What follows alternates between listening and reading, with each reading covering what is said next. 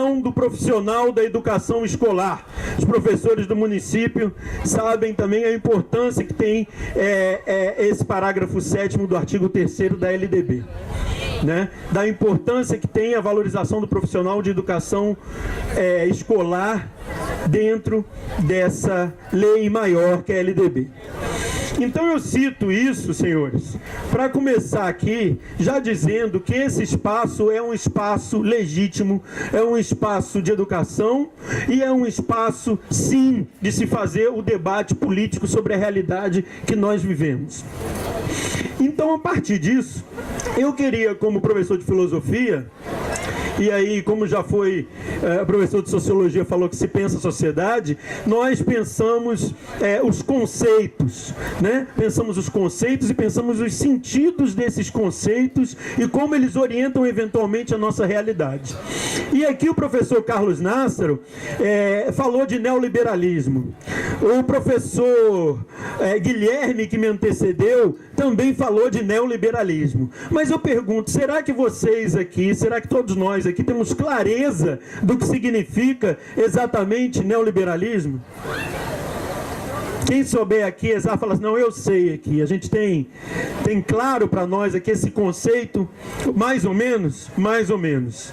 Bom, eu vou fazer uma citação, infelizmente a minha referência bibliográfica não está aqui presente, mas eu vou fazer uma citação de um filósofo africano, que ele diz o seguinte, né? Ele pensa, é um filósofo que pensa também a filosofia do ponto de vista da economia política, e ele dá uma definição interessante de neoliberalismo, que eu quero, a partir dela, trazer do macro, do pensamento, do que é esse conceito de neoliberalismo, para como está sendo aplicada a política, tanto interna do IFE, quanto essa política maior de sucateamento da nossa instituição, que, na minha concepção, é o que está se planejando para o Instituto Federal, a partir tanto desse projeto de reordenação, né, quanto dessas políticas que o governo federal tem apresentado de uma forma geral para a educação pública.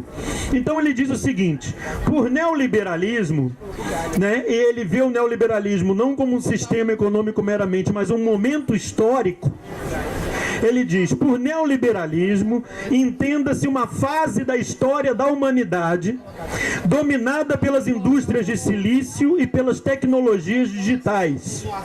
É a época ao longo da qual o tempo curto se presta a ser convertido em força reprodutiva da forma dinheiro.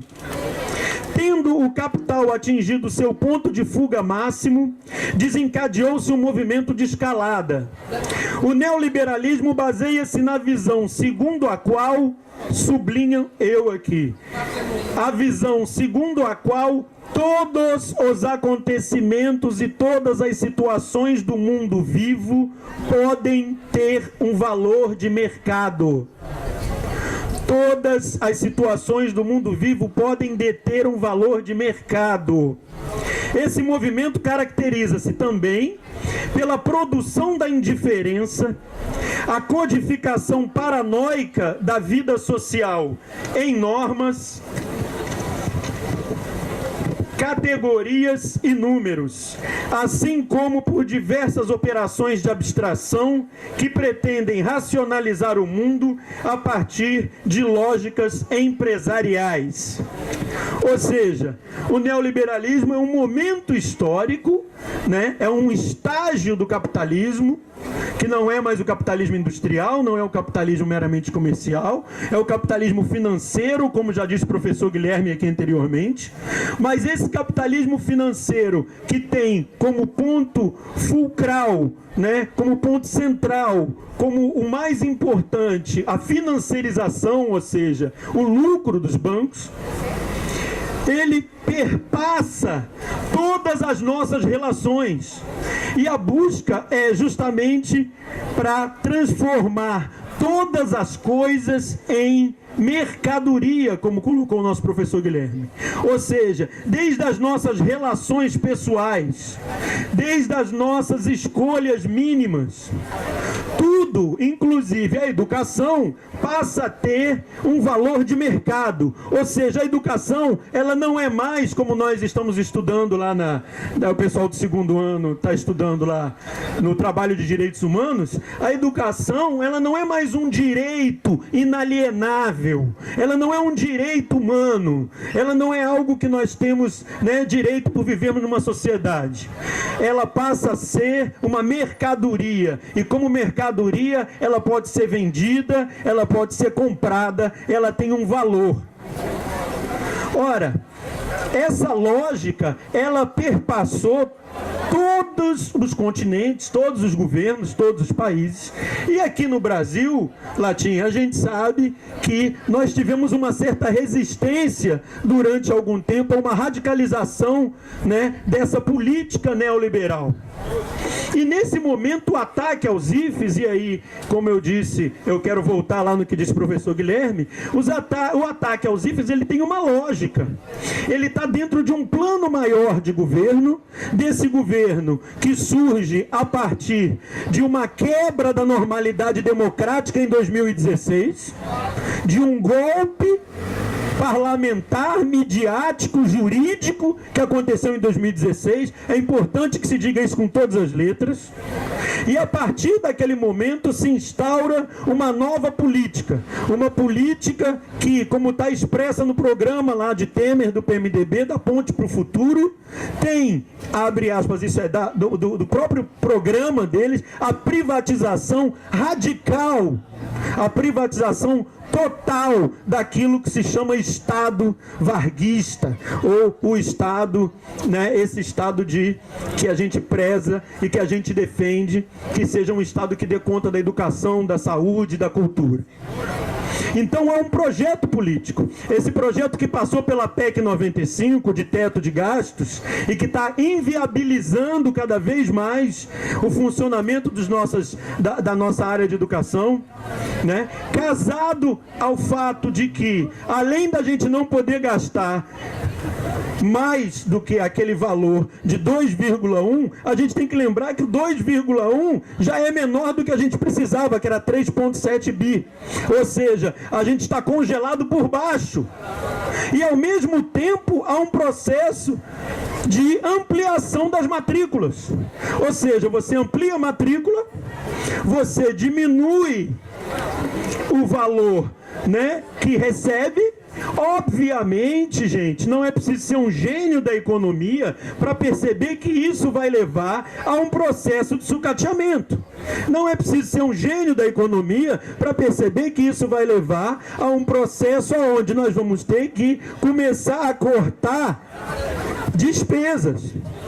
A gente já vive no Instituto Federal, e aí eu queria lembrar também o outro norte dessa fala, que é a questão da democracia no nosso Instituto, né?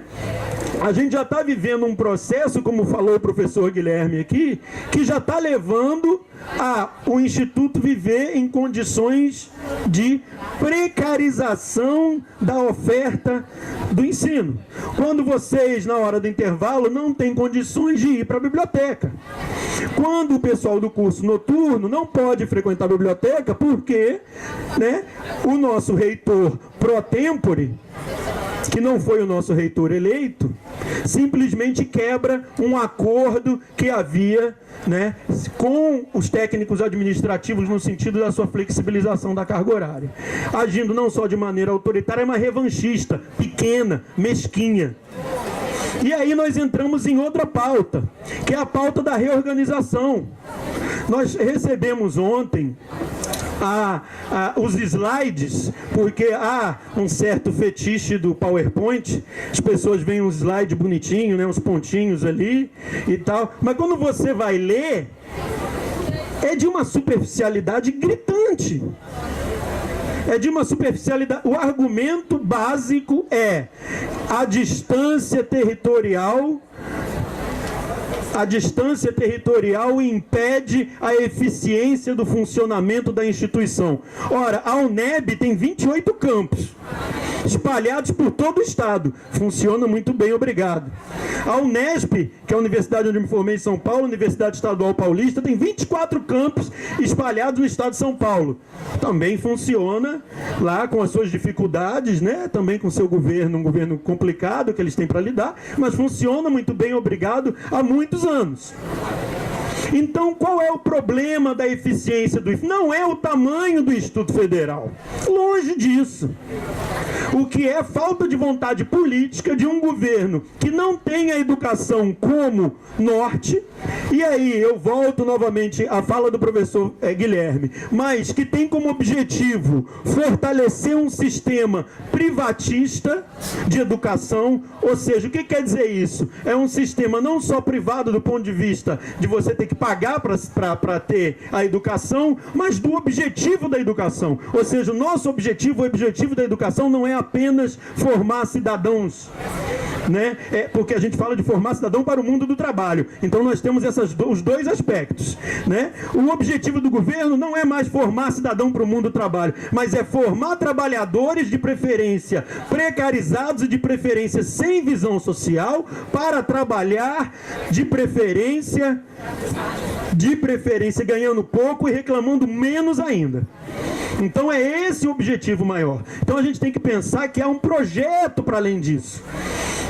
Quero lembrar aqui também que a redistribuição, o programa de reorganização dos campos, ele foi apresentado para os gestores dos institutos federais, todos, sem exceção, todos os IFES do Brasil.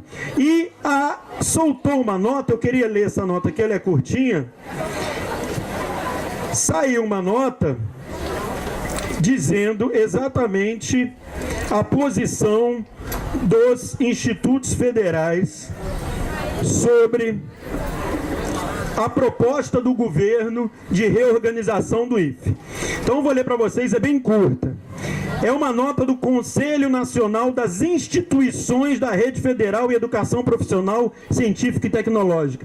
Quero deixar claro aqui, ler mais uma vez, Conselho Nacional das Instituições da Rede Federal.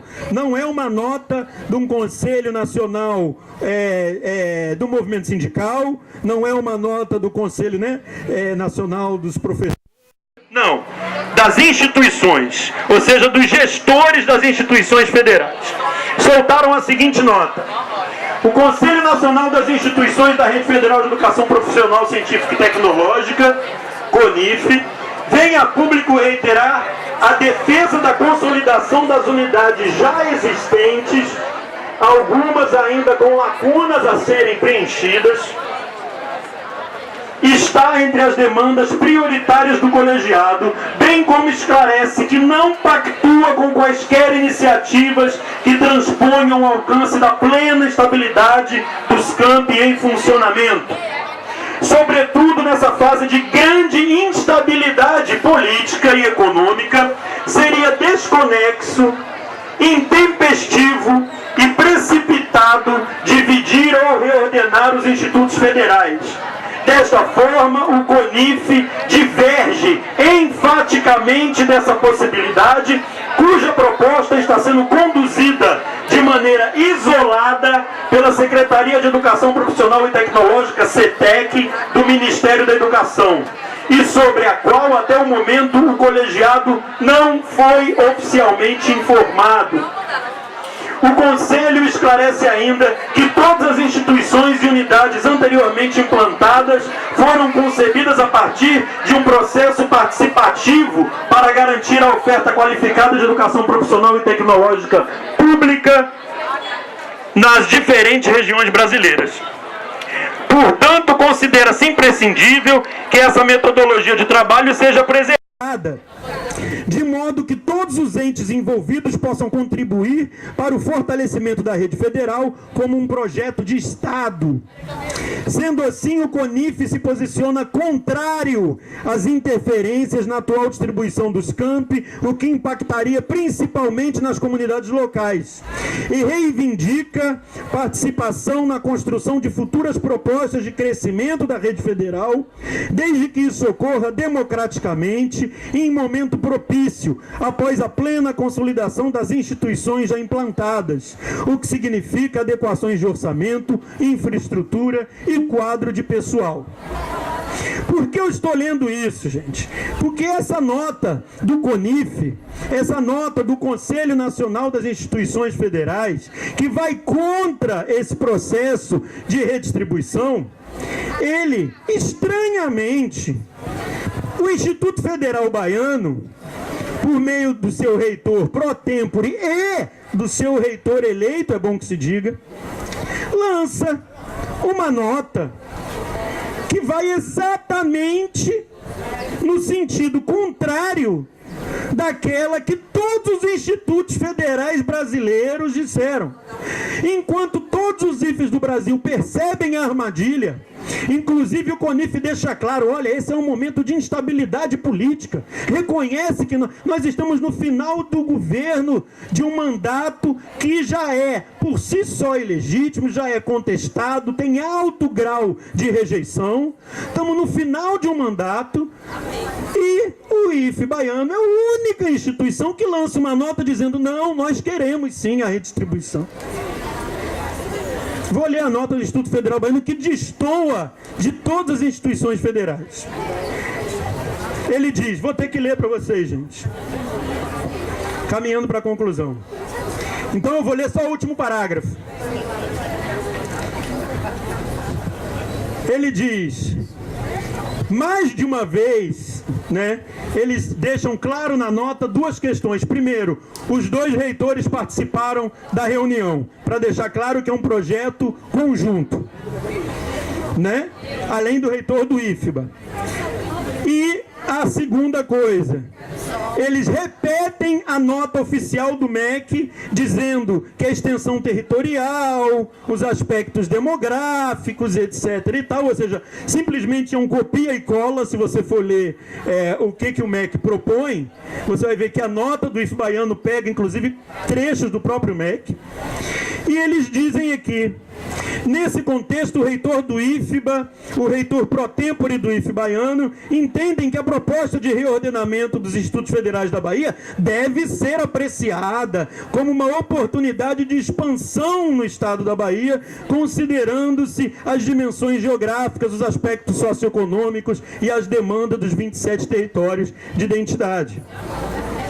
Mais de uma vez eles afirmam aqui que são favoráveis, né? Não vou ler a nota inteira aqui porque realmente vai ficar cansativo, mas leiam a nota, tem a nota do IFE baiano, que é a única instituição que acha que é interessante a reorganização. E aí a gente tem que fazer uma pergunta, por quê? Por que será que é importante, professor Ozenice, agora nós dividirmos as instituições? Por que será que é interessante a gente ter mais uma reitoria? Por mais alguns pró-reitores, Joel, mais alguns DAs, mais cargos, porque aqui, gente, não se trata do interesse pela coisa pública, aqui se trata de interesses paroquiais, eleitoreiros. Isso aqui tem cheiro de eleição 2018. Quando a gente olha e vê professor do Instituto Federal junto com Arthur Maia, a gente já começa a ver alguma coisa se desenhando por aí. Qual é o interesse, se não amanhã ou depois chegar para a comunidade latina e dizer, olha, criamos mais um IFE, avançamos, temos um novo Instituto Federal, dona Dete. Temos mais um Instituto Federal, olha só como nós somos bonzinhos, nós criamos mais um instituto, quando na verdade não criaram nada. E a proposta, inclusive, de reorganização do Instituto Federal, descaracteriza, Carlos Nassar, exatamente aquilo que você falou, que é a vocação de cada instituto. A vocação do Instituto Federal Baiano é uma, a vocação do IFBA é outra. Quando os nossos institutos foram pensados num processo democrático de ampla participação, se levou em consideração, inclusive, isso. Nós temos características rurais, nós não temos características de uma instituição formada voltada para um mercado urbano, industrial. Ou seja, esse processo, além de descaracterizar, de perder a identidade da nossa instituição, porque nós somos IFE baiano e temos orgulho de ser IFE baiano, nós não queremos ser IFE extrema, não queremos ser IFE sul, nem ser IFE Bahia, nós temos uma identidade, nós criamos uma identidade com a comunidade, nós criamos uma identidade com os nossos alunos, né? Dizer que isso não respeita a dimensão, território, isso é uma balela, a gente sabe disso. A gente tem uma vocação rural, que é a vocação do nosso instituto, assim como o IFBA tem a vocação dele. Esse reordenamento, ele simplesmente, senhores, e aí quem é professor de sociologia pode falar isso bem, ele é apenas uma reordenação de poder. É isso, é realocação, acomodação de espaços de poder. É dar uma reitoria para esse reitor pro tempore que está fazendo esse serviço sujo para o Miguel Temer. É dar um espaço de poder para grupos políticos que foram candidatos aí no processo eleitoral do IFE baiano e não conseguiram vencer, e aí eles vão ter o espaço deles. O que tem aqui são interesses paroquiais. E é contra isso que nós estamos lutando, porque o nosso interesse maior aqui é a defesa da educação pública, gratuita e de qualidade. Eu não vou me alongar mais, eu quero já partir para finalizar aqui, porque eu queria apenas, gente, deixar claro para vocês o seguinte: a gente sempre, eu falo isso nas aulas de filosofia, a gente sempre deve olhar para além, pensar o porquê, desconfiar o que está por trás de cada ação, de cada gesto, principalmente quando a gente fala de política, principalmente quando a gente fala de educação. Uma mudança na LDB muda toda a nossa vida. Uma mudança, um projeto de lei que está sendo encaminhado, que muda o regime do funcionário público, muda toda a nossa vida. E está atrelado com esses interesses privatistas. Então a gente tem que pensar sempre a coisa para além desse momento, né? Fazer aquele esforço de sair da caverna, fazer aquele esforço de pensar para além do senso comum.